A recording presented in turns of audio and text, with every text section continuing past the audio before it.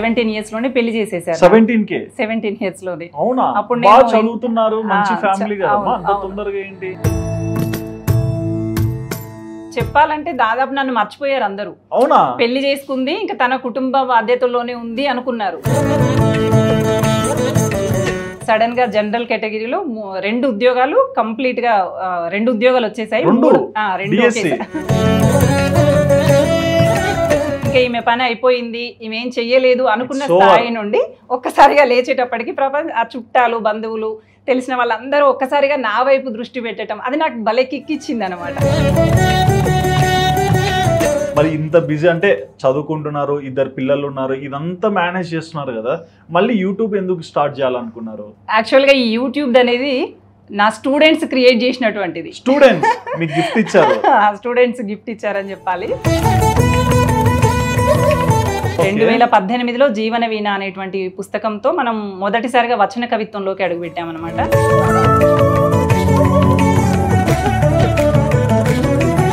కొంచెం పర్టికులర్ గా పరిశీలిస్తే మన చుట్టూ ఎన్నో జీవితాలు కనబడతాయి. మనకి పరిశీలించే గుణం ఉండాలి, కాస్త ఓపికగా దాన్ని ఏం జరుగుతుంది అని అబ్జర్వ్ చేసేటువంటి ఓర్పు, నేర్పు గనక ఉంటే ప్రతి వ్యక్తి జీవితం ఒక పుస్తకం లాంటిది. ఇప్పుడు 10th క్లాస్ కే లవ్ అఫేర్ స్టార్ట్ అవుతుంది. మీ స్కూల్ జోన్ లో కూడా మీరు చూస్తుంటారు. బట్ వీళ్ళకి ఏం తెలియని ఏజ్ లోని ఈ బంధాలు, బాధ్యతలు అవసరమా? ప్రేమకి, అభిమానానికి, ఆరాధనకి, తర్వాత కామము అట్లా అంటాం కదా, వీటన్నిటికీ సన్న సన్న రేఖ మాత్రం తేడాలు ఉంటాయి. ఒక అమ్మాయి స్టేజ్ ఎక్కి డాన్స్ చేసింది బాగా, నీకు అది నచ్చింది అంటే ఏమైంది, అమ్మాయి పైన అభిమానం ఏర్పడింది. అభిమానమా ప్రేమ తెలియక దాన్ని ప్రేమ ఘాటున కట్టేస్తున్నారు. నిజమైనటువంటి ప్రేమ కాకుండా ప్రేమ అనేటువంటి మత్తులో పడినప్పుడు ఏమైతుంది అంటే ఫస్ట్ వాళ్ళని మీరు గెలుచుకోవటం కాదు, మిమ్మల్ని మీరు కోల్పోతున్నారని అర్థం చేసుకోవాలి. సో మీకోసం మీరు టైం కేటాయించుకోలేరు. అక్కడ అస్తమానం అబ్బాయి గురించి ఆలోచించాలి, ఆ అబ్బాయి గురించి, లేదంటే అబ్బాయి అమ్మాయి గురించి ఆలోచించాలి. ప్రేమలో పడటం అంటే నా దృష్టిలో నిన్ను నువ్వు కోల్పోవటం. హాయ్ వ్యూవర్స్, వెల్కమ్ టు వాదాన్. నేను మీ హోస్ట్ సుధిరెడ్డి. ఇవాళ మన స్టూడియోలోకి ఒక ప్రత్యేకమైన వ్యక్తి వచ్చారండి. బేసిక్గా మనం యూట్యూబ్లో ఎంతో మంది కంటెంట్ చూస్తుంటాము, వాళ్ళని తరోగా ఫాలో అవుతుంటాం. బట్ ఇక్కడ కంటెంట్ మాత్రం చాలా స్పెషల్ అని చెప్పుకోవచ్చు. అంటే సొసైటీకి ఎలాంటి మెసేజెస్ ఇవ్వాలి, ఒక ఫ్యామిలీలో ఇబ్బందులు వస్తే ఎలా ట్రీట్ చేసుకోవాలి, ఒక మనిషి పడే ఇబ్బందులు అంటే అది అబ్బాయి కానివ్వండి, అమ్మాయి కానివ్వండి, వాళ్ళు ఎలాంటి సమయంలో ఎలాంటి డెసిషన్స్ తీసుకోవాలి, ప్రతి ఒక్క దాని పట్ల కూడా చాలా క్లారిటీగా వీడియోస్లో మంచి ఎక్స్ప్లెనేషన్ ఇస్తున్న వ్యక్తే తను.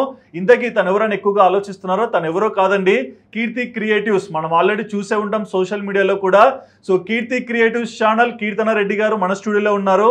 మరి ఏంటి ఈ ఛానల్ జర్నీ, అండ్ బిఫోర్ ఈ ఛానల్ ఇలాంటి కంటెంట్ చేయాలని ఎందుకు డిసైడ్ అయ్యారు, ప్రతి ఒక్కటి కూడా అమ్మని అడిగి తెలుసుకుందాం. నమస్తే అమ్మ. నమస్తే అండి. ఎలా ఉన్నారు? బాగున్నాను. ఏంటి చాలా డల్గా ఉన్నారు? ఏమీ లేదండి, అంతా హ్యాపీ. All happy. అదే మీరు డల్గా ఉంటే మేము టెన్షన్ అవుతాము.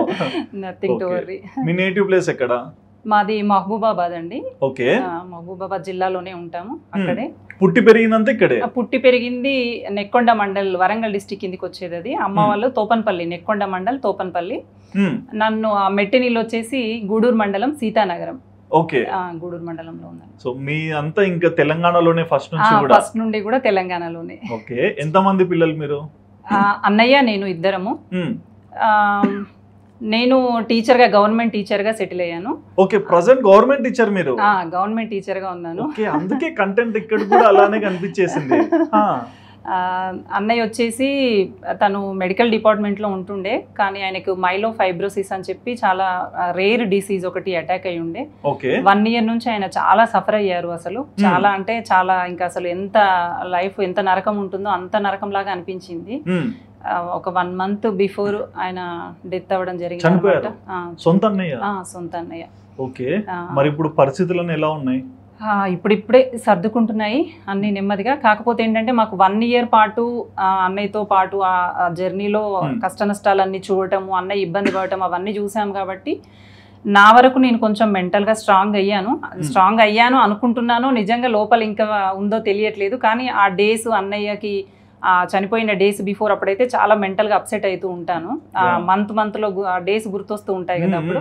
కానీ అమ్మ వాళ్ళు వదిన వాళ్ళంతా ఇంకా అప్సెట్లోనే ఉన్నారు. క్రమక్రమంగా కొంచెం నేను ఫిలాసఫికల్గా ఆలోచించటము, సైకలాజికల్గా కూడా కొంచెము స్ట్రెంగ్తెన్గా ఉండటం వల్ల నా వీడియోస్ అన్నీ కూడా ఫిలాసఫికల్గానే ఉంటాయి కాబట్టి నేను కొంచెం తొందరగా బయటపడ్డానేమో అని నేను అనుకుంటున్నా. మరి ఇంకా అది ఎంతవరకు నిజమో అనేది డేస్ గడుస్తుంది. ఎందుకంటే ఆడపిల్లలకి అన్నతో కానీ నాన్నతో కానీ మంచి బాండింగ్ ఉంటుంది.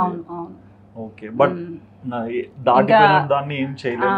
అది మా జీవితంలో అత్యంత విషాదకరం ఏమైనా ఉంది అంటే అదే. నేను అందుకే ఈ మధ్య వీడియోస్ కూడా ఎక్కువగా పోస్ట్ చేయలేదు. 1 month కంప్లీట్గా నేను వీడియోస్ పోస్ట్ చేయలేదు.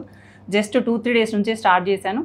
ఒక షార్ట్లో కూడా అన్నయ్య పైన కవిత్వం రాసి ఎవరెవరైతే అన్నల్ని కూలిపోయినటువంటి చెల్లెళ్ళు ఉన్నారో ఆ చెల్లెల తరపున అందరి తరపున అన్నలకి నివ్వాలి అని చెప్పి ఇండైరెక్ట్ గా నేను మా బ్రదర్ లేరు అన్నట్టుగా వ్యూవర్స్ కి చెప్పాను అనమాట. అది ఆ ఛానల్లో ఇన్ని రోజులు కనబడకపోవడానికి కూడా కారణం అది. ఈ 1 month నుంచి అంటే మాకు మీరు యూట్యూబ్ లో చేసే కంటెంట్ చూస్తున్నాం, అదొక ఐడియా ఉంది. బట్ మీరు ఆ కంటెంట్ చేయడానికి రీజన్ ఇట్లాంటివి చాలా డౌట్స్ ఉంటాయి. సో మరి మీరు చిన్నప్పటి నుంచి అంటే లైక్ ఎడ్యుకేషన్ అంతా ఎలా ఉండేది? అంటే మంచి హైఫై ఫ్యామిలీయా లేకుంటే ఇబ్బందులు పడుతూ పెరిగిన ఫ్యామిలీయా? మాది మిడిల్ క్లాస్ ఫ్యామిలీ అండి. మా నాన్న రైతు, నేను మెట్టినింట్లో అడుగుపెట్టిన మామయ్య కూడా రైతు. వ్యవసాయ పొలాలు అయితే బాగానే ఉండేవి కానీ మిడిల్ క్లాస్ ఫ్యామిలీలోనే గడుపుతూ వచ్చాము మా లైఫ్ అంతా కూడా. అన్నయ్య నేను ఇద్దరం హాస్టల్స్ లోనే చదువుకునే వాళ్ళం చిన్నప్పుడు. ఇంకా నేను హైట్ ఉండటము కొంచెం మా బావే అన్నమాట. సో మా బావగారు వాళ్ళు పెళ్లి సంబంధాలు చూస్తున్నారు అని తెలిసి సరే నాన్న వాళ్ళు అనుకొని 17 years లోనే పెళ్లి చేసేసారు. 17 years లోనే. అప్పుడు అదే మా బావ లెక్చరర్ గా ఉన్నాడు అనమాట. మంచి సంబంధము, ఇంకా అమ్మాయి కూడా హైట్ ఉంది, ఎక్కువ రోజులు మనం పట్టలేము అన్నట్టుగా. ఇంకా మిడిల్ క్లాస్ ఫ్యామిలీస్ లో ఎలా ఉంటుంది, తొందరగా పెళ్లి చేస్తే బాధ్యత తీరిపోతుంది అన్నట్టుగా ఉంటుంది కదా. అది రూరల్ ఏరియా, తోపనపల్లి అనేది రూరల్ ఏరియా అనమాట. సో 24 years అవుతుంది మా పెళ్ళై. సో 24 years బ్యాక్ ఇంకా రూరల్ ఏరియాలో ఎలా ఉండేది అనేది అప్పటి రోజులు వేరుగా ఉన్నాయి. సో ఆ 17 years కి బావగారితో పెళ్లి చేయటం నా అదృష్టవశాత్తు ఆయన లెక్చరర్ గా ఉన్నారు. సో ఎక్కడ నా చదువుని ఆపించలేదు ఆయన. పైగా చదువు విలువ తెలిసిన వ్యక్తిని పెళ్లి చేసుకున్నాను. సో 17 years లో నేను ఇంటర్ ఫస్ట్ ఇయర్ చదువుతున్నాను. ఇంటర్ సెకండ్ ఇయర్ వరకు ప్రెగ్నెంట్ గా ఉన్నాను. అసలు అంటే చదువుకుంటున్నారు కదా? చదువుతున్నాను.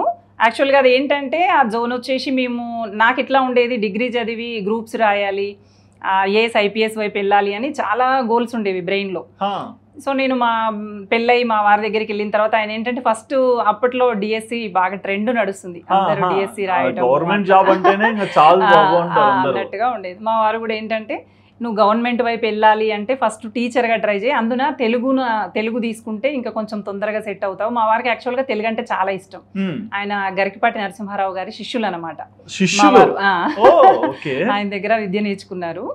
సో ఆ ప్రభావం ఈయన పైన ఉండటం వల్లనో ఏమో నన్ను తెలుగు వైపు డైవర్ట్ చేశారు.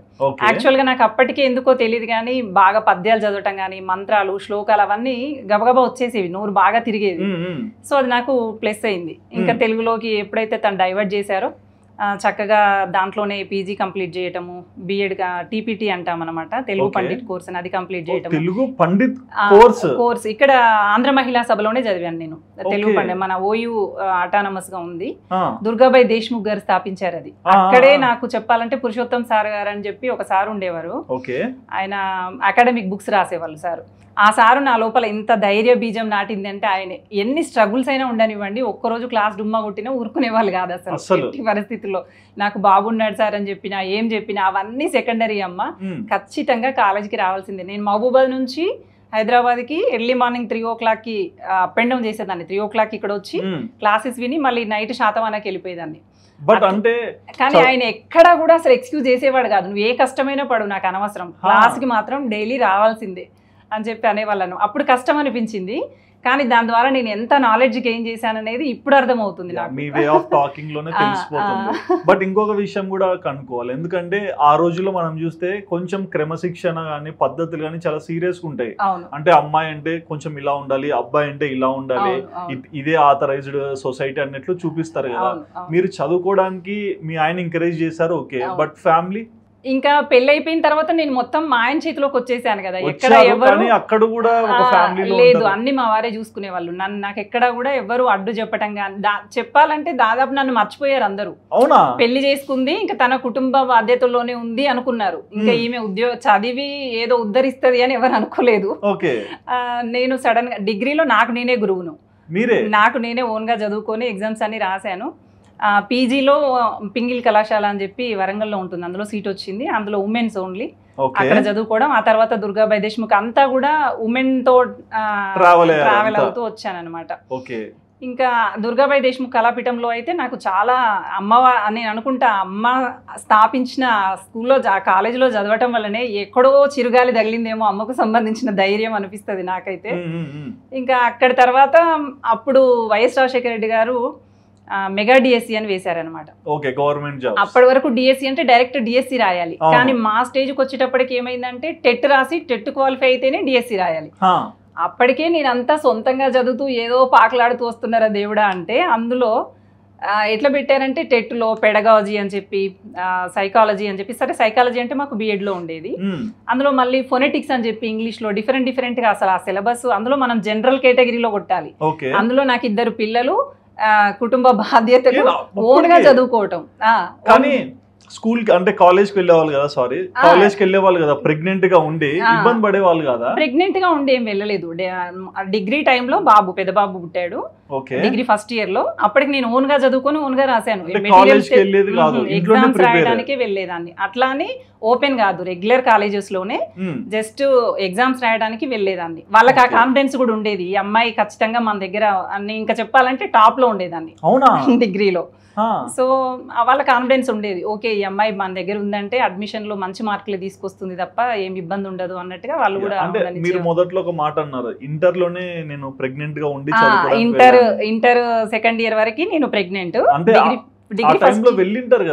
వెళ్ళాను 3rd 4th మంత్ లో యాన్యువల్ ఎగ్జామ్స్ రాయడానికి యాజ్ ఏ ప్రెగ్నెంట్ గా 2nd 3rd మంత్ లో వామిటింగ్ సెన్సేషన్స్ అవన్నీ క్యారీ చేస్తూనే రాశాను. క్లాస్ లో మీ ఫ్రెండ్స్ ఉండొచ్చు, నో క్లాసెస్ కి వెళ్ళలేదు, ఎగ్జామ్స్ ఇంకా అంతే. పెళ్లి అయిపోయిందా, నో క్లాసెస్, ఓన్లీ భర్త లెక్చరర్, ఆయన ఏం చెప్తే అది నేర్చుకుంటారు, నేర్చుకోవటం రాయటము. యాన్యువల్ ఎగ్జామ్స్ కి ఎగ్జామ్ సెంటర్ కి వెళ్ళాను, అది కూడా ఎగ్జామ్ సెంటర్ కి వెళ్ళి ఎగ్జామ్స్ రాసి వచ్చాను. నా రిజల్ట్ వచ్చేటప్పటికి నాకు 5th 6th మంత్ అనుకుంటా రిజల్ట్ పేపర్ లో వచ్చేవి అప్పుడు మనకి, ఇప్పట్లాగా ఇందులో చూసుకోవడం కాదు. 10th ఎగ్జామ్స్ కానీ ఇవి కానీ పేపర్ లో వచ్చేవి. అప్పట్లో 7th కూడా బోర్డ్ ఎగ్జామ్ ఉండేది. అది అయితే రిజల్ట్ వచ్చిందని పేపర్లో మా వారు పట్టుకొని వస్తే నేను ప్రెగ్నెంట్ అని కూడా మర్చిపోయి అంత ఎత్తు ఎగిరి, అబ్బా నేను ఫస్ట్ క్లాస్లో పాస్ అయ్యాను అని చెప్పి గట్టిగా అరుస్తుంటే మా అత్తయ్య గారు పక్క నుండి గుర్తు చేశారనమాట, అయ్యో నువ్వు ఎగరబాకు ప్రెగ్నెంట్గా ఉన్నావు అని చెప్పి. అంత యాక్టివ్గా ఇంకా చిన్న పిల్లలాగా అట్లా ఉంటుండే. అట్లా డిగ్రీ పీజీ బిఎడ్ అన్ని టీపీటీ అన్ని కంప్లీట్ అయిన తర్వాత దాదాపు నన్ను మర్చిపోయిన సొసైటీ అన్నాను కదా నేను, ఇంకా ఏం చదువుతుందిలే ఈ అమ్మాయి, ఏదో కుటుంబ దాంట్లో పడిపోయింది అన్నట్టుగా ఉన్న టైంలో సడన్ గా జనరల్ కేటగిరీలో 2 ఉద్యోగాలు కంప్లీట్ గా 2 ఉద్యోగాలు వచ్చేసాయి. 2 డిఎస్సి ఒకటి, మోడల్ స్కూల్స్ లో టీజీటీస్ పీజీటీస్ అని ఉంటాయి, ట్రైన్డ్ గ్రాడ్యుయేట్ టీచర్స్ అని చెప్పి, పోస్ట్ గ్రాడ్యుయేట్ టీచర్స్ అని చెప్పి ఉంటాయి అనమాట. ఆ పోస్ట్ గ్రాడ్యుయేట్ టీచర్స్ ఏమో 0.5 మార్క్ తో నా దగ్గరే వచ్చి ఆగింది. అది అయ్యో ఓకే, రిజర్వేషన్ కోటా కూడా కొంచెం ఎఫెక్ట్ ఉంటుంది. అండ్ సెకండ్ జాబ్ వచ్చేసి ఇప్పుడు నేను చేస్తున్నటువంటి జాబ్. ఫస్ట్ జాబ్ నేను జాయిన్ అయ్యి 1.5 years చేశాను, చిన్న పిల్లలతో అనమాట. అది భలే సరదాగా ఉండేది, అది కూడా నేను జాయ్ఫుల్ గానే గడిపాను అక్కడ కూడా. ఆ తర్వాత ఇందులోకి రావటము హ్యాపీగా గడిచిపోతుంది. ఒక్కసారి ఎవరైతే ఈమె లైఫ్, నేను అనేది అదే, నా కొటేషన్లో కూడా జీవిత అనుభవాల్లో నుంచే ఉంటాయి. నేనేమంటానంటే అసలైన విజయం నిజమైన తృప్తిని ఎప్పుడు ఇస్తుంది అంటే, అందరూ మనం పడిపోయాము అనుకున్నప్పుడు లేచి నిలబడతాం చూడండి, అప్పుడు నిజమైనటువంటి తృప్తి ఉంటుంది అంటాను. ఇది ఎక్కడి నుంచి వచ్చింది ఈ కొటేషన్ అంటే, నా లైఫ్లో ఇంకా ఈమె పని అయిపోయింది, ఈమె ఏం చెయ్యలేదు అనుకున్న స్థాయి నుండి ఒక్కసారిగా లేచేటప్పటికి ఆ చుట్టాలు బంధువులు తెలిసిన వాళ్ళందరూ ఒక్కసారిగా నా వైపు దృష్టి పెట్టడం, అది నాకు భలే కిక్కిచ్చింది అనమాట. సో ఎవరికైనా అంతే కదా, వీడి పని అయిపోయిందిరా ఇంకా వీడు ఏం చెయ్యలేడు అనుకునే మూమెంట్లో ఒక్కసారిగా అందరి దృష్టి మన వైపు మళ్ళీతే ఎంత హ్యాపీ ఫీలింగ్ ఉంటుందో ఆ అనుభవంలో నుంచి రాసింది అది. అట్లా అన్నమాట. కొటేషన్స్ అన్ని కూడా కొన్ని నేను బుక్స్ చదివిన దాంట్లో నుంచి, కొన్ని గూగుల్లో నాకు ఏదైనా మంచిగా అనిపించిందని నా ఓన్ వేలోకి మార్చి కొటేషన్స్ తయారు చేసుకుంటాను. ఇంకా లాంగ్ వీడియోస్ లో చేసే కంటెంట్ అంతా మాత్రం నా అనుభవంలో జరిగినవి కొన్ని ఉంటాయి, నా చుట్టుపక్కల ఉన్నటువంటి వాతావరణ పరిస్థితులలో కానీ, లేదంటే ఎవరిదైనా విన్నప్పుడు కానీ, పేపర్లో చదివినప్పుడు కానీ, ఇలాంటివి జరిగే అవకాశాలు ఉన్నాయి అనిపించినప్పుడు దానికి నాదైన శైలిలో కాస్త కలిపి ఈ సైకలాజికల్గా, ఫిలాసఫికల్గా, ఆధ్యాత్మికంగా కొన్ని విషయాలను జోడించి ఎట్లా అయితే ఇది రీచ్ అవుతుంది అన్నట్టుగా ట్రై చేసి చెప్తూ ఉంటాను అనమాట. బట్ అంటే మీ లైఫ్ బాగుంది అంటే జాబ్ తెచ్చుకున్నారు, 2 జాబ్స్ వచ్చాయి, మీరే చూస్ చేసుకొని ఒక మంచి జాబ్కి వెళ్ళొచ్చు, హస్బెండ్ బాగా సపోర్ట్ చేస్తున్నారు, మరి ఇంత బిజీ అంటే చదువుకుంటున్నారు, 2 పిల్లలు ఉన్నారు, ఇదంతా మేనేజ్ చేస్తున్నారు కదా, మళ్ళీ యూట్యూబ్ ఎందుకు స్టార్ట్ చేయాలనుకున్నారు? యాక్చువల్గా ఈ యూట్యూబ్ అనేది నా స్టూడెంట్స్ క్రియేట్ చేసినటువంటిది. స్టూడెంట్స్ మీకు గిఫ్ట్ ఇచ్చారు? స్టూడెంట్స్ గిఫ్ట్ ఇచ్చారని చెప్పాలి. ఇదేంటంటే కరోనా ముందు నా పిల్లలను ఎప్పుడు కానీ నేను వారానికి ఒక్కసారైనా మోటివేషన్ క్లాసెస్ చెప్తూ ఉంటాను. ఎందుకంటే వాళ్ళ లోపల తెలియకుండానే ఏదో డల్నెస్ కనిపిస్తుంది పిల్లల లోపల. మేబీ వాళ్ళ ఇంట్లో ఫ్యామిలీ సిచ్యువేషన్స్ అయి ఉండొచ్చు, లేదంటే న్యూట్రిషన్ ఫుడ్ తీసుకోకపోవడం వల్ల అయి ఉండొచ్చు, ఏదో డల్నెస్ కనిపిస్తుంది పిల్లల లోపల. అప్పుడు నేను ఏంటంటే వాళ్ళని మోటివేషన్ చేయాలనేటువంటి ఉద్దేశంతో పేరెంట్స్ని ఓరియంటెడ్గా తీసుకొచ్చి మోటివేషన్ క్లాస్ చెప్తాను. అంటే మీ అమ్మ నీపై ఎన్ని కళలు పెట్టుకుందిరా, మీ నాన్న నీ కోసం ఇలా ఎదురు చూస్తున్నాడు, మీ అమ్మని ఎవరెన్ని ఇబ్బందులు పెట్టినా నా కొడుకు ఎదుగుతాడు, నా కళలు తీరుస్తాడు అని చెప్పి ఓపిక్గా నీ కోసం ఎదురు చూస్తుంది, అట్లా తిప్పి వాళ్ళ ఫ్యామిలీతో కనెక్ట్ చేసి చెప్తానన్నమాట. సో ఆ రోజు కూడా నేను క్లాస్లో అలాగే చెప్పి బయటకు వస్తున్నాను.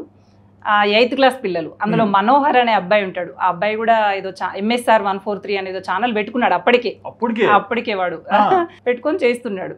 టీచర్ మీరు ఇవే చెప్పేవేవో యూట్యూబ్లో చెప్పండి టీచర్, చాలా బాగా చెప్తున్నారు, మాకే కదా అందరికీ పనికొస్తాయి కదా అని చెప్పి వాడు నా దగ్గరికి వచ్చి, అంటే నాకు అంతకుముందు అప్పుడప్పుడు ఈ అమ్మ చేతి వంట, భార్గవి అవి ఛానల్స్ చూసేదాన్ని.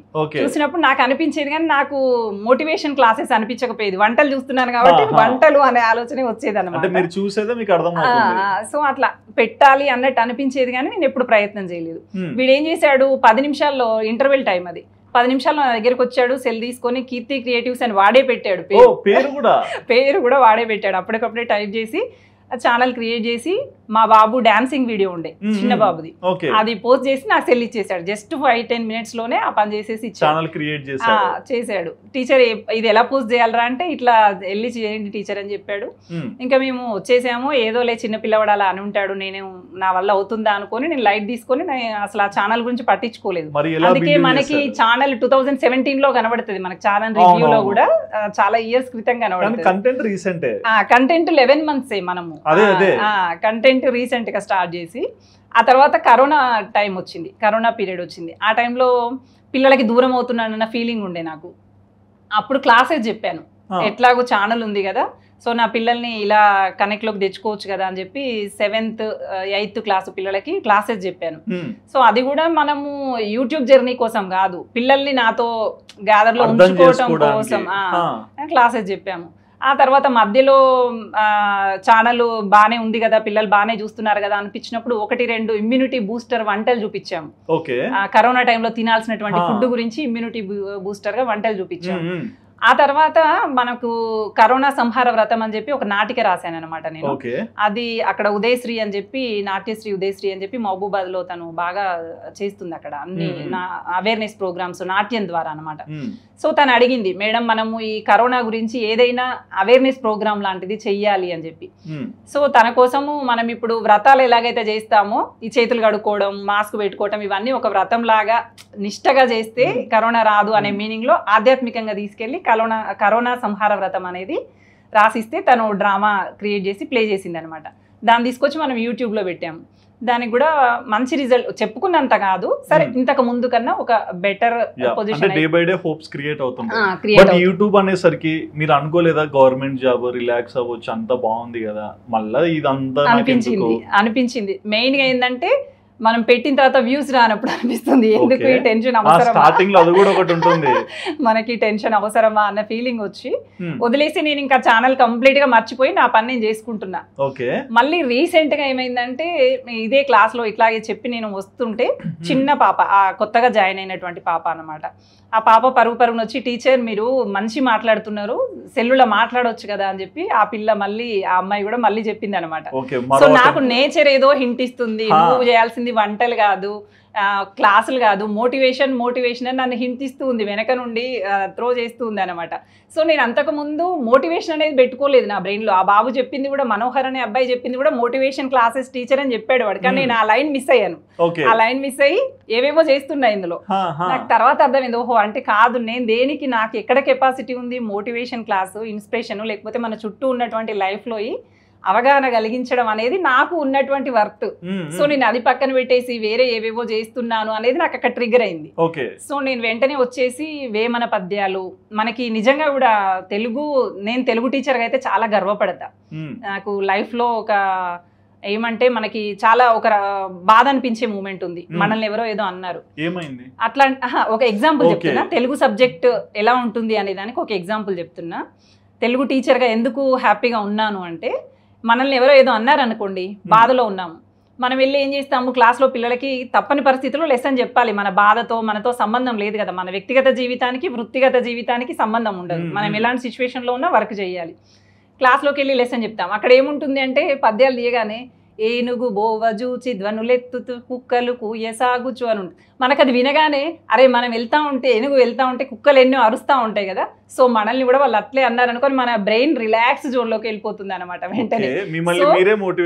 మనకి తెలియకుండానే ఈ వృత్తి అనేది మనల్ని ఎప్పటికప్పుడు రిఫ్రెష్ జోన్లోకి తీసుకెళ్తుంది, ఈ తెలుగు టీచర్గా చేయటం అనేది. ప్లస్ మనం ఎక్కడ ఒక్క అడుగు రాంగ్ వెళ్తున్నాము అనిపించినా వెంటనే కరెక్ట్ చేయడానికి ఇది బాగా ఉపయోగపడుతుంది అనమాట. నాకు అనిపిస్తుంది ఈ తెలుగు టీచర్గా చాలా హ్యాపీగా లైఫ్ని లీడ్ చేయొచ్చు. ప్లస్ పిల్లలతో ఎక్కువగా కమ్యూనికేట్ అవ్వచ్చు, వాళ్ళ బాధలు సంతోషాలు అన్నీ షేర్ చేస్తూ ఉంటారు పిల్లలు నాతో ఇట్లా అని చెప్పి. మా దగ్గరికి ఒక టీచర్ ఇన్స్పెక్షన్కి వచ్చారు, మా పై అధికారులు ఇన్స్పెక్షన్కి వచ్చారు అనమాట. వాళ్ళు పిల్లల్ని, ఆ ఇన్స్పెక్షన్ వచ్చినటువంటి అధికారి అక్కడ వెళ్ళి పిల్లల్ని అడిగారు, మీకు ఎవరంటే బాగా ఇష్టం రా అని చెప్పి ఆ ఇన్స్పెక్షన్ వెళ్ళిన వాళ్ళు పిల్లల దగ్గరికి వెళ్ళి అడిగారు అనమాట. ఇన్స్పెక్షన్ వచ్చినటువంటి అధికారి మాకు అలా వెళ్ళి అడిగినప్పుడు పిల్లలు, చిన్న చిన్న పిల్లలు, మాకు కీర్తన టీచర్ అంటే చాలా ఇష్టం అట్లా అని చెప్పి చాలా హార్ట్ఫుల్గా చెప్పారట. మేము లంచ్ చేసే టైంలో ఆ మేడం వచ్చి, కీర్తన మేడం ఎవరు అని చెప్పి అడిగారు. నాకు భయం వేసింది ఒక్కసారి, నేనేమైనా తప్పు చేశానా, తప్పు చేసే మెంటాలిటీ కాదు, కానీ అంతమందిలో ఒక్కసారి అడిగితే నాకు భయం వేసింది. అసలు ఏంటి మేడం అంటే, పిల్లలు మిమ్మల్ని ఇక్కడ పెట్టుకున్నారు మేడం, అలాంటి ప్రేమ ఎక్కడ దొరకదు, అసలు మీరు వాళ్ళ పట్ల మరింత బాధ్యతగా ఉండండి, అంత ప్రేమ దొరకదు అని చెప్పి తను చెప్పినప్పుడు నాకు ఎవరో వెనక నుంచి హిట్ చేసినట్టు అనిపించింది. నేను ఎక్కడైనా అశ్రద్ధగా ఉన్నానేమో, మళ్ళీ నేను నా జోన్లోకి నేను కరెక్ట్గా వెళ్ళాలి, కరెక్ట్గా పిల్లలకి న్యాయం చేయాలి, ఇంకా బెటర్ జోన్లోకి వెళ్ళాలి అన్నట్టుగా. ఏ క్షణమైనా మనకి హెల్త్ బాగాలేకనో, మూడ్ అప్సెట్లో ఉండో, ఏదైనా పిల్లలకి సరిగా చెప్పలేకపోతే వెంటనే క్వశ్చన్ చేసినట్టే అవుతుంది అనమాట నాకు. సో పిల్లలు ఇంత ప్రేమగా ఉన్నారు కదా మనతో, మనం వాళ్ళకి ఏమి ఇవ్వగలుగుతామో అది 100% మన వల్ల అయినంత చేయగలగాలి. అప్పుడే ఆ పిల్లలకి మనకి ఇద్దరికి కూడా కరెక్ట్ కమ్యూనికేషన్ ఏర్పడటం కానీ, ఆ బాండ్ అనేది కానీ కరెక్ట్గా ఉంటుంది. నాకు ఈ సంఘటన తర్వాత అంత హ్యాపీనెస్ ఇచ్చింది అనమాట. నేను చేసేటువంటి వృత్తి పట్ల కూడా అంత నిబద్ధత, అంత హ్యాపీనెస్ అనిపించింది. ఓకే, మరి అంటే మీ కొలీగ్స్ కాలేజ్ అంటే స్కూల్లో చూస్తుంటారు కదా, అరే టీచర్ యూట్యూబర్ అయింది, టీచింగ్ చేస్తున్నారు, 2 చేతుల్లో సంపాదన ఉంది అన్నట్లు చూస్తారు కదా, మరి అక్కడ నెగిటివ్ గా పాజిటివ్ ఎలా సపోర్ట్ చేస్తారు? వాళ్ళ మనసులో ఏమనుకుంటారో తెలియదు కానీ ఒక్కరు కూడా ఛానల్ గురించి మాట్లాడరు అసలు. చెప్తే మళ్ళీ సబ్స్క్రైబర్స్ పెరుగుతారన్న స్కూల్లో అసలు చూస్తారో చూడరో ఏం చేస్తారో తెలియదు. నాకు అదొకటి లక్ అనుకోవాలి. ఎందుకనంటే నేను ఇంటికి వచ్చానా, యూట్యూబ్ గేట్ దాటానా, యూట్యూబ్ అయిపోయి స్కూల్. నాకు ఆ జోన్ లో నన్ను ఉంచడానికి వీళ్ళు కోఆపరేట్ చేస్తున్నారు. వాళ్ళు హ్యాపీగా ఫీల్ అవుతున్నారో మనకు తెలీదు. ఛానల్ కు సంబంధించింది ఏ ఒక్కరు ఏది మాట్లాడరు. నేను మాత్రం ఏదైనా ఫస్ట్ 1000 అయినప్పుడు చాలా హ్యాపీగా ఫీల్ అయ్యా. ప్రిన్సిపల్ గారి దగ్గరికి పరుగున వెళ్ళి, సార్ ఇది అయింది అని చెప్తే సార్ వెంటనే కంగ్రాట్స్ మేడం అది ఇది అని చెప్పి చెప్తూ ఉంటారు అనమాట. నా నేచర్ ఎలా అంటే సంతోషాన్ని గబగబా పంచాలని చూస్తా, బాధని మాత్రం నేనే పట్టుంచాలని చూస్తా. సంతోషాన్ని ఆపలేను అసలు, నన్ను వద్దు నువ్వు చెప్పకూడదు అన్న. మీరు బాధని పట్టుంచుతా అంటున్నారు, కానీ మీరు ప్రతి వీడియోలో కూడా మోటివేషన్ చెప్తారు, ఒక ఇబ్బంది జరిగితే ఎలా ఓవర్కమ్ చేయాలో చెప్తారు, ఇబ్బందులు ఎలా జరగవచ్చో కూడా చెప్తారు కదా, మరి ఇవన్నీ ఎలా పసిగట్టగలుగుతున్నారు? ఇప్పుడు మన వీడియోస్లో ఏంటంటే, నన్ను అడిగితే అసలు బుక్స్ రాసే వాళ్ళకి కావచ్చు, సినిమాస్ తీసే వాళ్ళకి కావచ్చు, ఇలా మోటివేషన్ ఓరియంటెడ్గా లైఫ్కి సంబంధించినటువంటివి రాసే వాళ్ళకి ఎక్కడికో వెళ్ళి చేయాల్సినటువంటి అవసరం లేదు. కొంచెం పర్టికులర్గా పరిశీలిస్తే మన చుట్టూ ఎన్నో జీవితాలు కనబడతాయి, రకరకాల జీవితాలు. అసలు మనకి పరిశీలించే గుణం ఉండాలి. కాస్త ఓపికగా దాన్ని ఏం జరుగుతుంది అని అబ్జర్వ్ చేసేటువంటి ఓర్పు నేర్పు గనక ఉంటే ప్రతి వ్యక్తి జీవితం ఒక పుస్తకం లాంటిదే. నాకు అనిపిస్తుంది ప్రతి వ్యక్తి తన లైఫ్ లో ఎన్నో స్ట్రగుల్స్ లీడ్ చేసుకొని ఒక పొజిషన్కి వస్తారు. వాళ్ళు ఉన్న పొజిషన్ కన్నా ఒక బెటర్ పొజిషన్ కి రావడానికి ప్రయత్నం చేస్తారు ఎవరైనా, నిన్నటి కన్నా ఇవాళకి ఇంకా బెటర్ గా ఉండాలని. సో నేను అవి కొంచెం జాగ్రత్తగా పరిశీలిస్తా. ఒక పిల్లవాడు స్కూల్కి వస్తూ వస్తూ నేను రాన్నానా అని ఏడుస్తున్నాడు అనుకోండి, మిగతా వాళ్ళందరూ అక్కడ నుంచి లైట్ గా వెళ్ళిపోతారు, అది మామూలు సంఘటనే కదా అని. నేను కాస్త వాడు ఎందుకు రానంటున్నాడో అక్కడ వెనక్కి తిరిగి పరిశీలిస్తా అసలు ఏం జరుగుతుంది అని. సో అక్కడ నాకు ఒక టాపిక్ దొరుకుతుంది, అక్కడ ఒక కంటెంట్ దొరుకుతుంది. సో వీడియోస్ కోసం అని కాదు, నా ఆలోచన విధానమే అది. నేను ఆలోచించే విధానము ఎందుకు జరుగుతుంది, అక్కడ ఏదో సాఫ్ట్ కార్నర్ ఉండి ఉంటది, ఏదో సున్నితత్వానికి సంబంధించినటువంటి అంశం ఉండి ఉంటది అన్నట్టుగా అక్కడ ఆలోచిస్తా. దాన్ని నా ఓన్ వేలోకి కొంచెం నేను బుక్స్ బాగా చదువుతా చిన్నప్పటి నుంచి. ఈ బుక్స్ బాగా చదవడం అనే అలవాటు మా నాన్న నుంచి వచ్చింది అనమాట. మా నాన్న అన్నదాత పుస్తకాలు బాగా చదువుకునేవాడు ఫార్మింగ్ కోసం.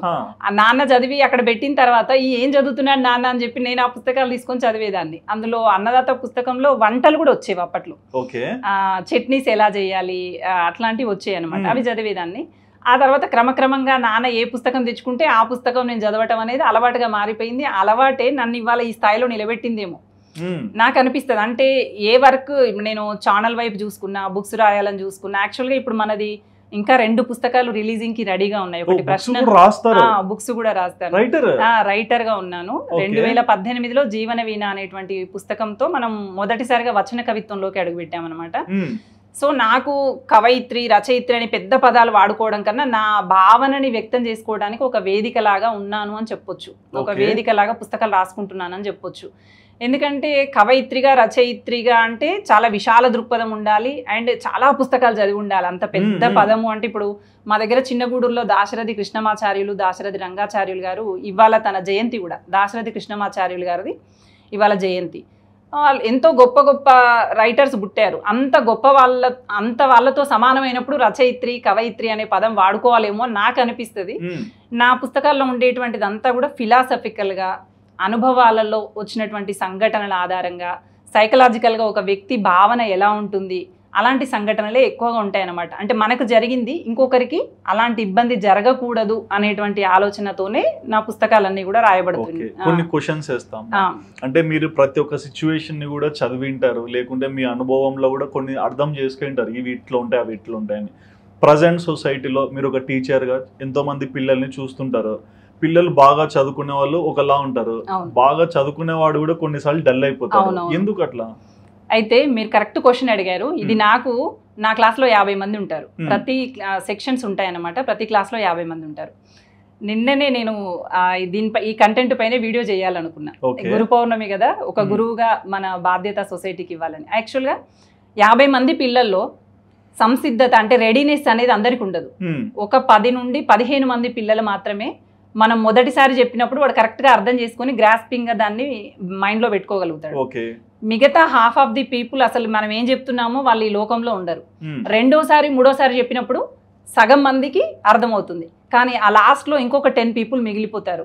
వాళ్ళు మాత్రం కంప్లీట్గా మనం ఏం చెప్పినా వాడు ఈ లోకంలో ఉంటాడు, మన వైపు చూస్తూ ఉంటాడు, కానీ అన్కాన్సన్ట్రేషన్లో ఉంటాడు వాడు, ఉంటాయి. సో వాళ్ళు అట్లా ఉండడానికి కారణం ఏంటంటే మెయిన్గా న్యూట్రిషన్ ప్రాబ్లం ఉండటం పిల్లల్లో.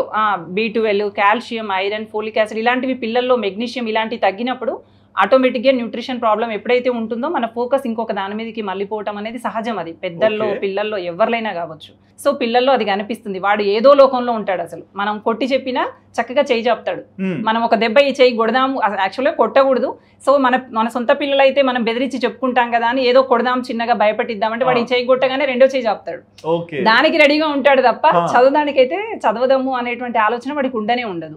సో నాకు అనిపిస్తుంది ఈ 10 పీపుల్ అట్లా ప్రతి క్లాస్లో 10 పీపుల్ వేసుకోండి, వీళ్ళ కోసం ఎవరైనా బెస్ట్ సైకాలజిస్ట్ని పెడితే బాగుండు ప్రతి స్కూల్లో కూడా అని నాకు అనిపిస్తుంది. ఎందుకంటే రెడీనెస్ లేని ఇప్పుడు దాహం లేని గుర్రానికి మనం చెరువు దగ్గరికి తీసుకెళ్తే అది తాగుతుందా?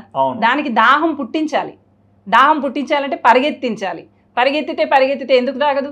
ఖచ్చితంగా తాగుతుంది. అప్పుడు ఈ పిల్లవాళ్ళ లోపల కూడా ఆ సంసిద్ధత అనేది రెడీ చేయగలగాలి. చేయడం అంటే ఇప్పుడు టీచర్కి ఉండేది 45 minutes టైం. 45 minutes లో 50 members ఆఫ్ పీపుల్ ని తను కరెక్ట్ అటెన్షన్ లో పెట్టడం అనేది కష్టం, చాలా కష్టం. అందులో ఈ వెనకబడిన పిల్లవాడిని పట్టించుకుంటూ ఉంటే బాగా చదివే పిల్లవాడికి నిరుత్సాహం ఏర్పడేటువంటి అవకాశం ఉంటుంది. టీచర్ ఏంటో క్లాస్లోకి వచ్చిందంటే వాళ్ళనే పట్టుకొని కూర్చుంటది అనేటువంటి నిరుత్సాహం వచ్చేటువంటి అవకాశం ఉంటుంది. సో అలాంటి పిల్లవాళ్ళని మేము తీసుకొని జాగ్రత్త చేస్తాం, కానీ ఎవ్రీడే అంటే కుదరదు. వారంలో 2 రోజులు 3 రోజులు అలాంటి పిల్లవాళ్ళ పట్ల జాగ్రత్త తీసుకుంటాం.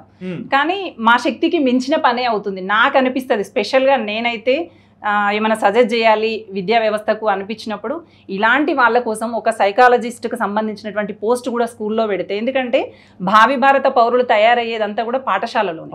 సో వీళ్ళు ఇక్కడ చక్కగా గనక సైకలాజికల్గా రూపుదిద్దుకోగలిగితే ఆటోమేటిక్గా సొసైటీలో ఎలా డీల్ అవ్వాలి అనేది వాడు మొక్క దశలోనే ఉన్నాడు కదా విద్యార్థి. సో వాడికి అర్థమైపోతుంది. ఎందుకంటే ఇంట్లో తల్లిదండ్రులు గొడవలు పడి ఉండొచ్చు, ఆర్థిక పరిస్థితులు బాగుండకపోవచ్చు, తినడానికి ఆహారం సరిగా ఉండకపోవచ్చు, లేదంటే వాడి ఫ్రెండ్ వల్ల వాడు చెడిపోవచ్చు, మొబైల్స్ వల్ల చెడిపోవచ్చు, ఎలాంటి వాతావరణమైనా మనం ప్రభావితం చేయొచ్చు. సో ఇలా ఎవరైతే అన్కాన్సన్ట్రేషన్ ఉన్నటువంటి పీపుల్ ఉన్నారో వాళ్ళ కోసం ఒక పోస్ట్ని క్రియేట్ చేసి పెడితే బాగుంటుంది.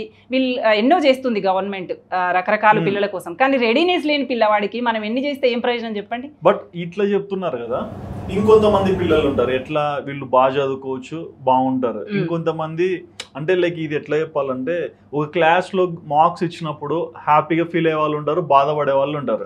ఈ కొంతమంది ఏంటంటే చనిపోయేవి ఇట్లాంటి ఆలోచనలు కూడా పెట్టుకొని అంటే ఆ ఏజ్ లో అర్థం కాని స్టేజ్ లో కూడా చనిపోయే వాళ్ళు క్రియేట్ అవుతున్నారు. దీని తప్పు పేరెంట్స్ దా లేకుంటే అక్కడ పిల్లలకు సరిగ్గా చెప్పండి టీచర్స్ దా? లేదు రెండు కాదు, పేరెంట్ కాదు, టీచర్ది కాదు. పిల్లవాడు సెన్సిటివ్ జోన్ లో పెరిగినటువంటి పిల్లవాడికి మాత్రమే ఇలాంటి ఆలోచన వస్తుంది. అయితే ఈ సెన్సిటివ్ కార్నర్ అనేది పిల్లవాడు ఎక్స్ప్రెస్ చేయగలగాలి. ఒకవేళ ఎక్స్ప్రెస్ చేయలేని పరిస్థితిలో ఉంటే స్కూల్లో అయితే టీచర్ అబ్జర్వ్ చేసి వాడు రోజు ఉండే తీరికన్నా డిఫరెంట్గా ఎందుకుంటున్నాడు అని చెప్పి పిల్లలకి తల్లి ప్రేమని ఒక తల్లి తర్వాత టచ్ ద్వారా ప్రేమని ఎవరైనా పంచగలుగుతారు అంటే అది టీచరే, lady teacher, especially lady teacher. తను వెళ్ళి పిల్లవాడి భుజం మీద చేసి ఏంటి నాన్న అంటే వాడు వలవల ఏడుస్తూ జరిగిందంతా చెప్తాడు. నేను పిల్లల్ని ఎక్కువగా టచ్ చేస్తాను. ఎక్కడ పిల్లవాడితో మాట్లాడాల్సి వచ్చినా ఇట్లా దగ్గరికి తీసుకొని హత్తుకొని ఇట్లా అమ్మ ఆప్యాయత పంచాలనే ఉద్దేశంతోనే నేను పిల్లల్ని టచ్ చేస్తూ ఉంటాను అన్నమాట. సో మనము టీచర్ అబ్జర్వ్ చేస్తే అది పిల్లవాడి దగ్గరికి వెళ్ళి టచ్ చేసి పిల్లవాడితో మాట్లాడితే వాడు ఓపెన్ అయిపోతాడు, క్లియర్గా మనతో చెప్తాడు. లేదు అమ్మ దగ్గరే ఇంట్లో ఉన్నాడు, ఇంటి వాతావరణంలో ఉన్నాడు అనుకున్నప్పుడు తల్లిదండ్రులు మాత్రం ఆటోమేటిక్గా ఈజీగా కనిపెట్టవచ్చు. ఎందుకంటే వాడు మాటకు ఒకసారి నేను చేస్తానంటాడు, ఆ మాటల ద్వారా కనిపెట్టవచ్చు.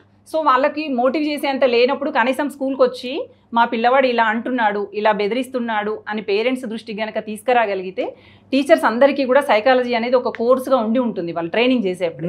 సో వాళ్ళకి ఎంతో కొంత పరిజ్ఞానం ఉంటుంది దాన్ని ఎలా ఆపాలి అని చెప్పి.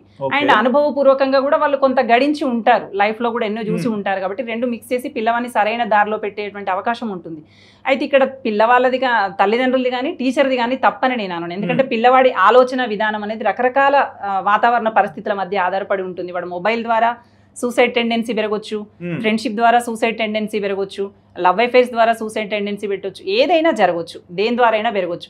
మనం అబ్జర్వ్ చేయగలగడం అనేది ఒకటి, వాడు ఎక్స్ప్రెస్ చేయగలగడం అనేది ఒకటి. ఇవి రెండు కనుక కరెక్ట్ గా జరగగలిగితే కొంత మేరకు దాన్ని తగ్గించగలుగుతాం. అండ్ మీరు మాటల్లో అన్నారు కదా లవ్ అఫైర్స్ ఇట్లాంటివి, అంటే మా ఏజ్ లో మేము బీటెక్ వచ్చినాక అమ్మాయిల్ని చూస్తూ ఓకే జస్ట్ చిట్ చాట్ లాగా ఉండేది. ఇప్పుడు 10th క్లాస్కే లవ్ అఫైర్స్ స్టార్ట్ అవుతుంది. మీ స్కూల్ జోన్ లో కూడా మీరు చూస్తుంటారు 17 ఏళ్ళకే పెళ్లి అంటే ఊహ తెలియని వయసులోనే పెళ్లి అయింది అనుకోవాలి. బట్ వీళ్ళకి ఏం తెలియని ఏజ్ లోని ఈ బంధాలు బాధ్యతలు అవసరమా? మీరు చూస్తుంటారు కదా పిల్లలు. చాలా మీరు అడిగే ప్రతి క్వశ్చన్ నిజంగా కూడా ఇది సమాజానికి నేను ఏవేవైతే చెప్పాలనుకున్నానో అవన్నీ అడుగుతున్నారు మీరు. నిజంగా చాలా సంతోషం. యాక్చువల్ గా ఈ ప్రేమ అనేది ఏంటంటే ప్రేమకి, అభిమానానికి, ఆరాధనకి, తర్వాత కామము అట్లా అంటాం కదా, వీటన్నిటికీ సన్న రేఖ మాత్రం తేడాలు ఉంటాయి. ఇప్పుడు అభిమానించటం వేరు. అభిమానించడం అంటే వ్యక్తిని అక్కడ నుంచి చూస్తూ ఇక్కడే అభిమానంగా వాళ్ళు బాగుండాలి అని కోరుకుంటారు. ఆరాధన వేరు. వాళ్ళు ఎలాగైనా ఉండనివ్వండి, వాళ్ళంటే నాకు ఇష్టం, వాళ్ళ లోపం ఉండనివ్వండి, మంచి ఉండనివ్వండి, చెడనివ్వండి ఉండనివ్వండి, వాళ్ళు నాకు నచ్చారు, వాళ్ళని నేను ఆరాధిస్తాను, అది వేరు. ఇప్పుడు ఈ పిల్లలకి ఈ ఆరాధనకి, గౌరవానికి, అభిమానానికి తేడా తెలియక ప్రతిదాన్ని ప్రేమే అనుకుంటున్నారు. ప్రతి దాన్ని ప్రేమే అనుకుంటున్నారు. ఒక అమ్మాయి స్టేజ్ ఎక్కి డాన్స్ చేసింది బాగా, నీకు అది నచ్చింది అంటే ఏమైంది, అమ్మాయి పైన అభిమానం ఏర్పడింది. అభిమానమా ప్రేమ తెలియక దాన్ని ప్రేమ ఘాటున కట్టేస్తున్నారు. ప్రేమ అనేటువంటి రీతిలోకి వెళ్ళిపోయి ప్రపోజ్ చేసేయటము, అమ్మాయి హ్యాండ్ రైటింగ్ బాగుంటే, అమ్మాయి పాట పాడితే, అమ్మాయి డాన్స్ వేస్తే ఒకేసారి చూడగానే నెక్స్ట్ డేనే లవ్ ప్రపోజల్ పెట్టుకోవడం, యాక్సెప్ట్ చేయడం జరుగుతుంది. దానికి అసలు గ్యాప్ ఇచ్చి అది అభిమానమా, ఇష్టమా, ఆరాధననా ఏంటి అనేది పరిశీలించుకునేంతటి ఓపిక కూడా పిల్లల్లో లేకపోయింది. ఏదైనా కూడా ఈ ప్రేమ అనేటువంటి మత్తులో ఊగినంత వరకు బయటి ప్రపంచం కనబడదు. ఇప్పుడు మా పిల్లలకి చూస్తూనే ఉంటాం మేము, సంఘటనలు జరుగుతూనే ఉంటాయి, చిన్నప్పటి నుంచే జరుగుతుంది. ఆ పిల్లలకి ఏమైతుందంటే ఒక బాయ్ ఫ్రెండ్ ఉండాలి, ఒక గర్ల్ ఫ్రెండ్ ఉండాలి అనేది ఒక ప్యాషన్ అయిపోయింది అమ్మాయిలకు కూడా. లేకపోతే మేము ఏదో తప్పు చేస్తున్న వాళ్ళలాగా ఫీల్ అయ్యేటువంటి పరిస్థితులు వచ్చాయన్నమాట. సో వాళ్ళు ఎప్పుడైతే ఈ ప్రేమ అనేటువంటి నిజమైనటువంటి ప్రేమ కాకుండా ప్రేమ అనేటువంటి మత్తులో పడినప్పుడు ఏమవుతుంది అంటే, ఫస్ట్ వాళ్ళని మీరు గెలుచుకోవటం కాదు, మిమ్మల్ని మీరు కోల్పోతున్నారని అర్థం చేసుకోవాలి. సో మీకోసం మీరు టైం కేటాయించుకోలేరు. అక్కడ అస్తమానం అబ్బాయి గురించి ఆలోచించాలి, ఆ అబ్బాయి లేదంటే అమ్మాయి గురించి ఆలోచించాలి. నీ లైఫ్ని నువ్వు కోల్పోతున్నావు. విలువైనటువంటి టైంని నువ్వు ఎక్కడ పెట్టాలి, ఏం చేయాలి, నీ లైఫ్లో గోల్స్ ఏంటి అని మర్చిపోయి నిన్ను నువ్వు మర్చిపోతున్నావు. చెప్పాలంటే నిన్ను నువ్వు మర్చిపోయి ఏదో బాగా కనిపించడం కోసం రెడీ అవుతున్నావు తప్ప జీవితంలో ఏం లాస్ అవుతున్నావు. ప్రేమలో పడటం అంటే నా దృష్టిలో నిన్ను నువ్వు కోల్పోవటం. నేను ఒకటే డెఫినేషన్ లో చెప్పాలంటే, ఏ వ్యక్తి అయినా కావచ్చు, ప్రేమలో పడడం అంటే తనను తాను కోల్పోవటం. బట్ ఇంకొక సైడ్ నుంచి అడుగుతాను, ఇప్పుడు అర్లీ మ్యారేజ్ లైఫ్ ఏం తెలీదు, పెళ్ళయింది, అటు ఇటుగా ఉన్నాను సరే, మీరు అనొచ్చు ఎందుకు విడిపోయారంటే పెళ్ళైంది నాకు అర్థం కాలేదు ఎట్లుండాలో, అదొక రీజన్ వ్యాలిడ్ గా పోతుంది. ఇప్పుడు 25, 26 ఏజ్ లో అమ్మాయిలకు పెళ్లిళ్ళు అవుతున్నాయి, 28, 29, 30 ఏజ్ లో అబ్బాయిలకు పెళ్లిళ్ళు అవుతున్నాయి. కానీ వీళ్ళు ఎందుకు ఎక్కువ విడిపోతున్నారు? ఎంత మంచి క్వశ్చన్స్ అడుగుతున్నారు. అసలు ఇది కూడా నేను చెప్పాలనుకునే వాటిల్లో ఉన్నది. ఏంటంటే ఒకప్పుడు పెళ్లిళ్ళు ఎలా జరిగేవంటే, మనకి పాత పురాతన పద్ధతుల్లో నుంచే అబ్బాయి వయసు ఎక్కువ ఉండాలి, అమ్మాయి వయసు తక్కువ ఉండాలి అనేది నిర్ణయించబడినటువంటిది. సో అప్పుడు ఏంటంటే అది ఎందుకు పెట్టారు యాక్చువల్గా అంటే, అమ్మాయికి చిన్న వయసులోనే మెచ్యూరిటీ అనేది ఎక్కువగా ఉంటుంది, ఆలోచన పరిజ్ఞానం ఎక్కువగా ఉంటుంది అనేటువంటి ఉద్దేశంతో పెట్టారు. ఆ తర్వాత కాలంలో అది క్రమక్రమంగా ఎలా మారిందంటే, కొంచెం చిన్న వయసులో ఉన్నటువంటి అమ్మాయిని అబ్బాయికి ఇచ్చి పెళ్లి చేయడం ద్వారా ఈ అమ్మాయికి పెద్దగా అవగాహన లేనటువంటి అంశాలు అతను చెప్పడం వల్ల అతని వ్యక్తిత్వమే ఈమె వ్యక్తిత్వంగా మారేది. ఇప్పుడు ఫర్ ఎగ్జాంపుల్ నన్నే తీసుకోండి, ఇష్టాలుగా మారేవి. నాకు పూర్తిగా ఏది అవగాహన లేనప్పుడు నా భర్తతో నేను సహచర్యంలో ఒక 10 ఏళ్ళు తనతో పాటు కొనసాగినప్పుడు తన ఇష్టాలు ఆటోమేటిక్ గా నా ఇష్టాలుగా, నా ఇష్టాలు తన ఇష్టాలుగా మారటం అనేది జరుగుతుంది. ఒకప్పుడు కొంచెం చిన్న వయసులో పెళ్లి చేయటము, బ్రాడ్ మెంటాలిటీ ఉండటం, వీటి వల్ల ఏం జరిగేదంటే కొంతకాలం వాళ్ళు ట్రావెల్ చేసిన తర్వాత వాళ్ళ వ్యక్తిత్వమే వీళ్ళ వ్యక్తిత్వంగా, వీళ్ళ వ్యక్తిత్వమే వాళ్ళ వ్యక్తిత్వంగా రూపుదిద్దుకునేది. అప్పుడు ఇద్దరి మధ్య తేడాలు వచ్చినా కూడా నాలాగే బిహేవ్ చేస్తుంది కదా అన్నట్టుగా ఎక్స్క్యూజ్ చేసుకోవడానికి ఉండేది. అండ్ స్త్రీకి స్వాతంత్రము, మనీ ఎర్నింగ్ అనేది, ఆర్థిక స్వేచ్ఛ అంటాం కదా, ఇంతలా లేకుండే. సో తను ఇంకా డిపెండ్ గానే ఉండాల్సినటువంటి పరిస్థితులు ఉండేవి. అండ్ తల్లిదండ్రులు కూడా పిల్లలకి ఎలా చెప్పేవాళ్ళంటే, పరువు ప్రతిష్ట, ఒక కుటుంబం అంటే మనము ఇంకో ఇంటికి మన పరువు మర్యాదని తీసుకెళ్తున్నట్టుగా బిహేవ్ చేయాలి, అక్కడ చాలా జాగ్రత్తగా ఉండాలని చెప్పేవాళ్ళు. ఈ రోజుల్లో పేరెంట్స్ ఎలా ఉంటున్నారంటే, నా కూతురు కష్టపడాల్సిన అవసరం లేదు, ఆర్థిక స్వేచ్ఛ ఉంది, అన్నిటికీ రాజీ పడాల్సినటువంటి అవసరం లేదు, జీవితం అనేది ఒకేసారి ఉంటుంది కదా, రాజీ పడి ఎందుకు ఇంత టార్చర్ అనుభవిస్తూ కలిసి బ్రతకటం, ఇష్టం లేదా సరే విడిపోదాం అన్నట్టుగా వస్తున్నారు. ఇంకొకటి, ఇష్టం లేక విడిపోవటం ఒకటైతే, ఈగోస్తో హర్ట్ అయిపోయి నేనేమైనా తక్కువనా, నేనెందుకు రాజీ పడాలి, అది వాళ్ళు కనీసం ఒక 6 సంవత్సరాలు 7 సంవత్సరాలు కలిసి ట్రావెల్ చేసినప్పుడు వాళ్ళ వ్యక్తిత్వాలు ఒకరికొకరు అర్థమయ్యేటువంటి ఛాన్స్ ఉంటుంది. కానీ అంత ట్రావెల్ చేయకముందే రాంగ్ డిసిషన్ తీసేసుకొని విడిపోయేటువంటి సందర్భాలు ఎక్కువ కనిపిస్తున్నాయి. ఈ పాయింట్ చెప్పారు కదా, ఇక్కడ ఇంకొక పాజ్ అయ్యచ్చు. అంటే ఇద్దరికి అండర్స్టాండింగ్ ఉంది 7 ఇయర్స్ తర్వాత అని, బట్ ఈ 7 ఇయర్స్ లో కిడ్స్ పుడితే ఒకలా ఉంది, పుట్టకుంటే ఒకలా ఉంది. కానీ పిల్లలు పుట్టాక కూడా ఎంతో మందిని చూస్తున్నాం ఇప్పుడు సొసైటీలో, మరి వాటికి ఏమంటారు? అవును, అయితే ఒకప్పుడు తల్లి ఎలా ఆలోచించేదంటే, నా జీవితం ఇంతటితో అయిపోయింది, నా పిల్లవాడి జీవితమైనా బాగుండాలి, పిల్లల జీవితమైనా బాగుండాలి, వాళ్ళకి తల్లి తండ్రి ఇద్దరు ఉండాలి అన్నట్టుగా ఆలోచించేది. సో తను రాజీ పడేది. ఇప్పటి పిల్లల్లో ఏమనిపిస్తుందంటే, పిల్లవాడిని నేను చాక్కోగలను, నేను ఎందుకు రాజీ పడాలి, నా జీవితం ఎందుకు తాకట్టు పెట్టుకోవాలి, నా జీవితాన్ని ఎందుకు బలి చేసుకోవాలి అనేటువంటి ఆలోచన ధోరణి పెరిగిపోయింది. ఈ నరకంలో నేను ఉండను, ఈ బాధ నేను భరించాల్సినటువంటి అవసరం లేదు, నాకు ఎకనామికల్ గా నేను సంపాదించుకుంటున్నాను, నాకు తెలివి ఉంది, సో నేను బతకగలను అనేటువంటి ధైర్యం వచ్చింది కాబట్టి అక్కడ తేడా అనిపిస్తే అమ్మాయి వెంటనే బయటికి రావడం. సేమ్ అబ్బాయి కూడా, ఈ అబ్బాయిల్లో బాగా జరిగేది ఏంటంటే ప్రస్తుత సొసైటీలో ఈ మొబైల్ ద్వారా కూడా అడిక్షన్స్ అట్లా ఎక్కువైపోయి వాళ్ళు వద్దనుకున్నారంటే వద్దు, ఇంకా రెండో ఆప్షన్ లేదు అక్కడ, వద్దు అని మొండిగా పట్టేయటం, విడిపోవటం. ఇదంతా కూడా కేవలం వాళ్ళ పిల్లలు లేనంత వరకు బాగానే ఉంటుంది. కానీ ఒకప్పుడు నిజంగా నేను ఒక సంఘటన చూశాను. ఏంటంటే ఇందులో ఇప్పుడు ఈ రోజుల్లో విడిపోతున్నారనేది ఒక్కొక్కసారి దాన్ని మనం ఒక్కొక్క కుటుంబ పరిస్థితిని బట్టి ఒక్కొక్క రకంగా తీసుకోవచ్చు.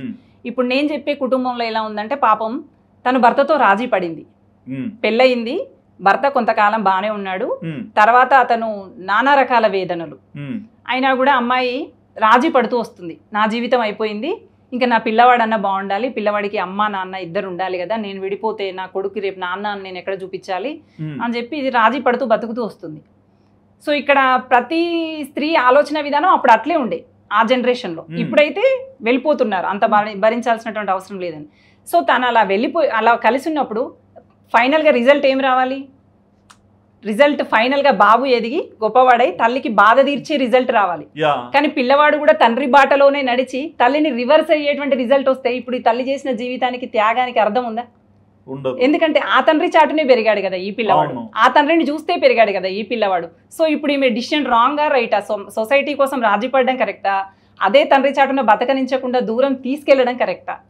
నేను ఎట్లా చెప్తా అంటే ఇప్పుడు హస్బెండ్తో బాండింగ్ నిలబెట్టుకోలేకపోయారు, సో ఏదో ఒక గ్యాప్ క్రియేట్ అయింది. బట్ కన్న పేగు రక్తం పంచుకున్న బిడ్డ అతనితో కూడా పెట్టుకోలేకపోయారు కాబట్టి ఆమెదే తప్పు. సో ఇప్పుడు మనం ఇట్లా ఆలోచించినప్పుడు డైవర్స్ అనేది కరెక్ట్. ఆ బేబీని తీసుకొని వెళ్ళి ఎక్కడో చోట దూరంగా పెంచుకుంటే కనీసం బాబునైనా ప్రొటెక్ట్ చేసుకోగలిగేది, బాబు లైఫ్ అయినా ప్రొటెక్ట్ లో ఉండేది. సంతోషంగా ఉంటారని రూల్ ఉందా? కనీసం అలాంటి ఇంకొక పౌరుడు తయారయ్యకపోయేవాడు. ఆమె హ్యాపీనెస్ పక్కన పెట్టండి, అలాంటి మూర్ఖపు స్వభావం కలిగిన ఇంకొక పౌరుణ్ణి నీ చేతులతో నువ్వు పెంచాల్సిన పరిస్థితి ఉండేది కాదు. అంటే మీరు అంటే నేను నా ఓపెన్ ఆన్సర్ చెప్తాను. అంటే నేను ఎట్లా చూస్తాను, సిచ్యువేషన్ మనిషికి చాలా చేంజెస్ చూపిస్తుంది. సో ఆ సిచ్యువేషన్ రానంత వరకు అతన్ని జడ్జ్ చేయడం తప్పు.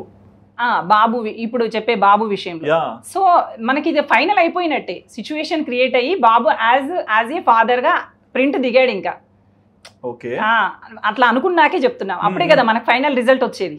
అప్పుడే కదా తన తల్లి లైఫ్ లాస్ అయిందని ఎప్పుడు అనిపిస్తుంది?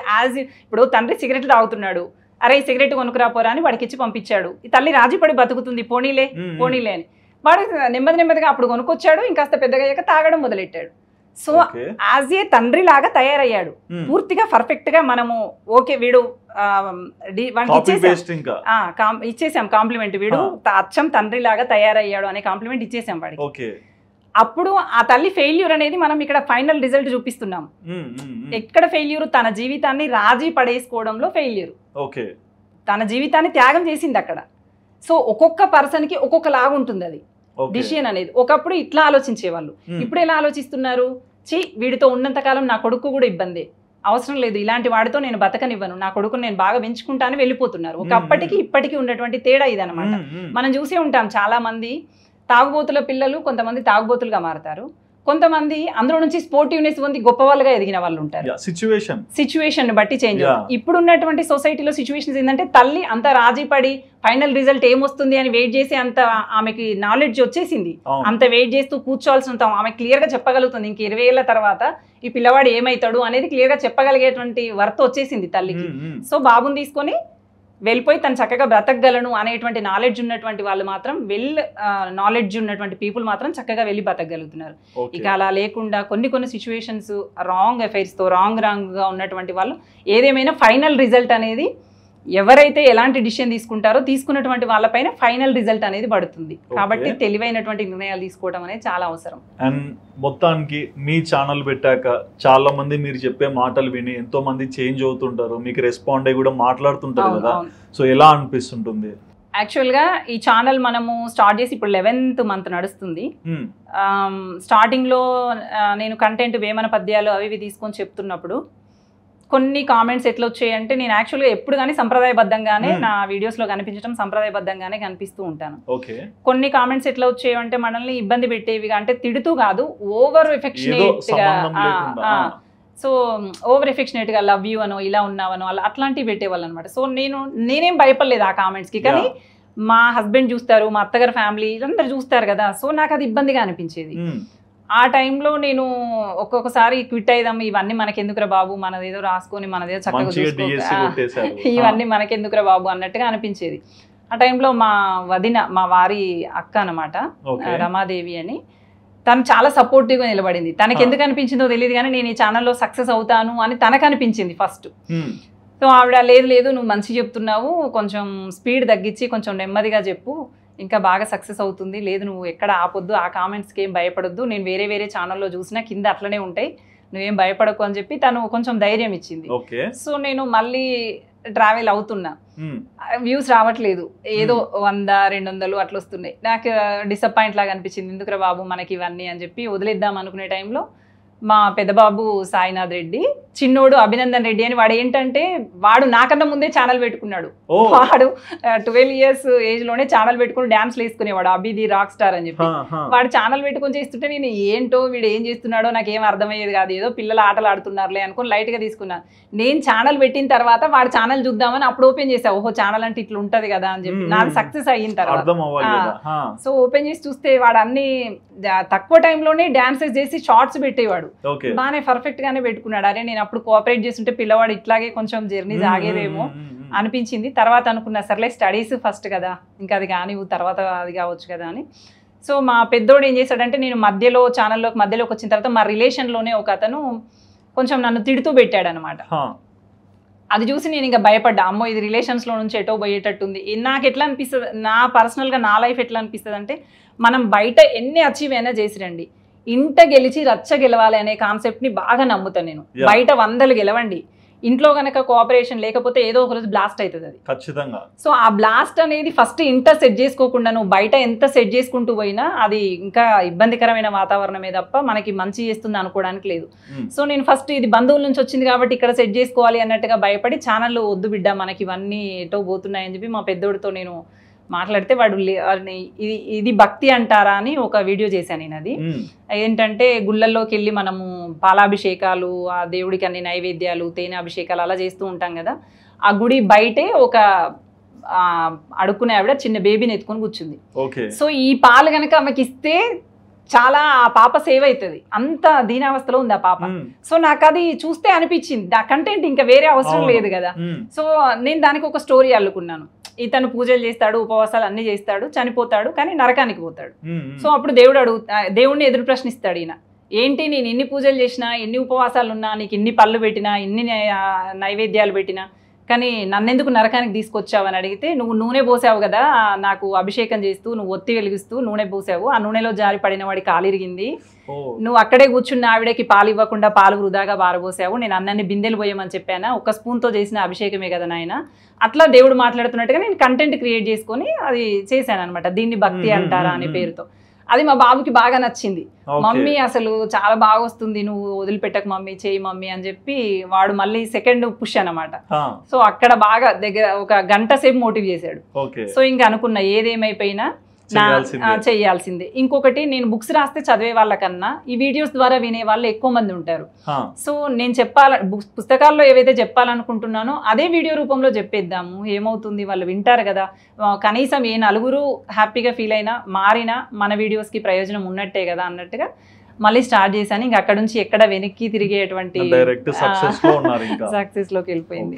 మరి మొత్తంగా మీ ఛానల్లో మీ వ్యూవర్స్ ఉంటారు, సబ్స్క్రైబర్స్ కానీ మీ వీడియోస్ చూస్తూ చేంజ్ అయ్యి మీకు సపోర్ట్ ఇచ్చే వాళ్ళకి కానీ మీరు ఏమన్నా చెప్పాలనుకుంటున్నారా? లైఫ్లో నేను ఒకటే అండి, ఎవరైనా కానీ కష్టాలు వచ్చినప్పుడు ఎప్పుడు కుంగిపోకండి. లైఫ్లో కష్టము సుఖము రేయి పగల్లాగా వస్తూనే పోతూనే ఉంటూ ఉంటాయి. సో వాటిని పెద్దగా లెక్కలోకి తీసుకోకూడదు, కానీ మిమ్మల్ని మీరు నమ్ముకోండి. ఎవరినూ నమ్మటం కన్నా మీ లోపల ఖచ్చితంగా ఏదో ఒక శక్తి అనేది, తెలివితేటలు అనేవి ఉంటాయి, అవి వెతికి పట్టుకొని మిమ్మల్ని మీరు నమ్ముకొని మీకై మీరు ఎదగడానికి ప్రయత్నం చేయండి. ఖచ్చితంగా ఏదో ఒక రోజు మీరు అనుకున్నది సాధించి గొప్ప స్థాయిలో నిలబడతారు. థ్యాంక్ యూ సో మచ్ అమ్మా. సో చూసారు కదండి, కీర్తన రెడ్డి గారు చెప్పిన మాటలు విన్నాక మీకు ఏమనిపించింది? అండ్ కీర్తి క్రియేటివ్స్ మీరు ఎవరైనా ఛానల్ చూడకుండా ఒకసారి వెళ్ళి చూడండి, ఎలాంటి కంటెంట్ చేస్తున్నారు, ఎందుకు చేయాల్సి వస్తుంది, ప్రతి ఒక్కటి కూడా మీకు ఆ వీడియోస్లోనే క్లియర్గా అర్థమవుతుంది. మరి ఈ ఇంటర్వ్యూ చూసాక, అమ్మ చెప్పిన మాటలు విన్నాక మీకు ఏమనిపించిందో మీ ఒపీనియన్ తప్పకుండా కమెంట్ సెక్షన్లో మెన్షన్ చేయండి. And please do subscribe our channel Aadhan for more updates.